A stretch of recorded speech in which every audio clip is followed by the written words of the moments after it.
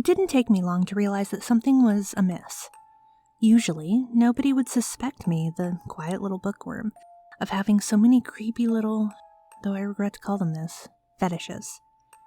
It wasn't as if I didn't know such things were wrong. It's just that I didn't think any harm could be done if I just thought about them and didn't act. Only one part of the whole thing began to worry me.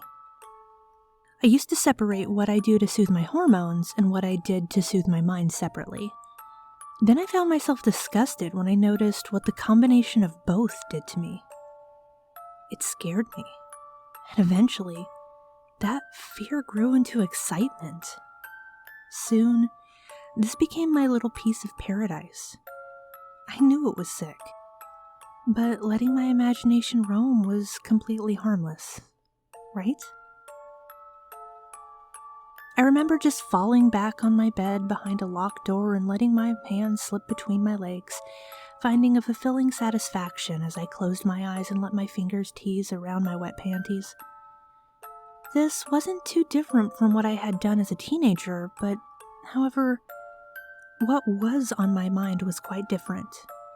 I used to think about boys I wanted to lure into my bedroom, but was always too shy to. I even had the occasional fantasy of women I admired. Not that I'd ever tell them about it, but this was different. My imagination transformed my room into a dusty and dark place with blood-stained sheets. In fact, the coppery scent of blood overtook my senses for a moment, only to cause me to snap back to reality. When I opened my eyes, the smell was gone. I always did have a powerful imagination. This continued for a few months. Every time, the thoughts got more and more vivid. Once I was past finding something disturbing, I would embrace it, and it would become a new nasty little thing that I could get off on. I only shook myself from one thought that kept returning. I kept mutilating my lover. I remember in that repeating thought, I had his wrists and ankles tied to the bedposts. It was just a normal daydream of an adult romp. That is, until I started stabbing him in non-vital areas of the body. I usually snapped out of it at that point, yet that sick little part of me wouldn't let it go. I carved my name into his chest as he screamed in pain, his cries muffled by nothing other than my left hand. Though he struggled and flailed, I only stayed where I was. I carved my name into his chest as he screamed in pain, his cries muffled by nothing more than my left hand. Though he struggled and flailed, I only stayed where I was. No amount of what he could do while bound would buck me off.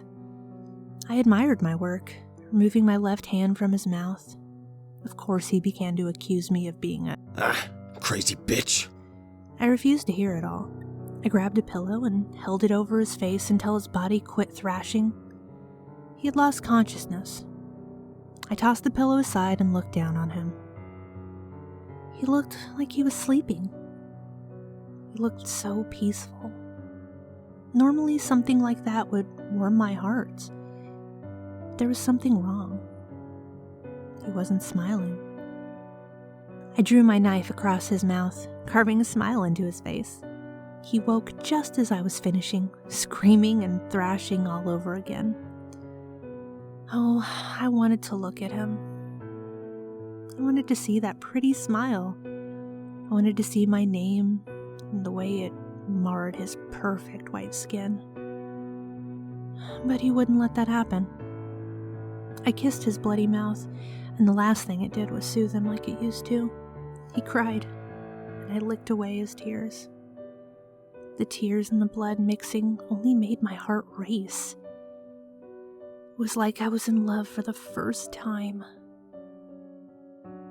I opened my eyes this time. I opened them, and then I saw that it wasn't my imagination anymore. I pulled my mouth from his and stared down at him. Tears continued to streak his cheeks, and the fresh wounds I had let on his face were still bleeding. My heart was throbbing in my chest, and I drew my hands up to my face to gasp in shock. It wasn't my imagination.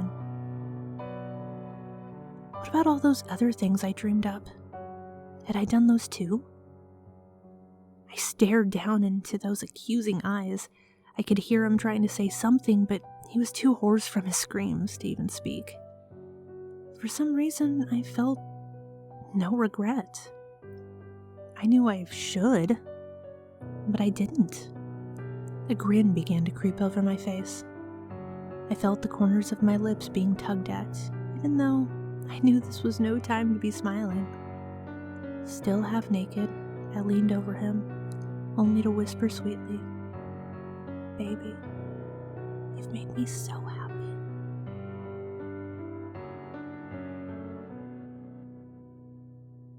Afterwards, I curled my arms around him to sleep. I don't know what made me do that. I don't know if I really cared at the time or if I was happy with what I turned him into. He was mine now. Even if he got away from me somehow, I don't think anyone would want him now. We had broken up a few times previously, and I knew that he had seen other women, but who would want him now? I'd still want him. I kept him tied down, and I kept feeding him and giving him water. He refused the first few times, but eventually, he just let it happen. He caved to my will. I told him what a good boy he was, and he only sobbed and kept repeating one phrase. Why, Cassie? Why? Soon, his friends had realized they hadn't seen him. They must have known something had happened. When they arrived, they realized how weird I was acting. They shoved past me, only to find him in the state I'd left him in. I knew that I was officially fucked. That's how I got where I am now. I'm in a mental institution. I never heard from Jason again, but now I have other focuses. I close my eyes and my fantasies come to life. I'm actually quite happy this way. I only regret one thing. I wish I could taste the combination of blood and tears again.